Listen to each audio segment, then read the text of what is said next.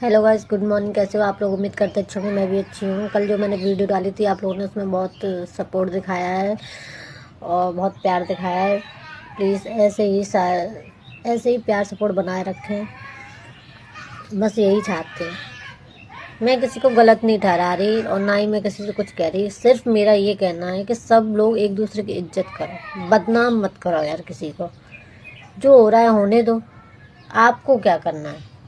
अगर हम किसी के बारे में गलत बोलेंगे तो कल आज जो लोग तुम्हें सपोर्ट करें वही लोग जो जिस दिन तुम्हारी बारी आएगी तुम्हें भी ऐसे ही बोलेंगे, फिर आप क्या करोगे। इसलिए कह रहे हैं कि अच्छे से रहो यार।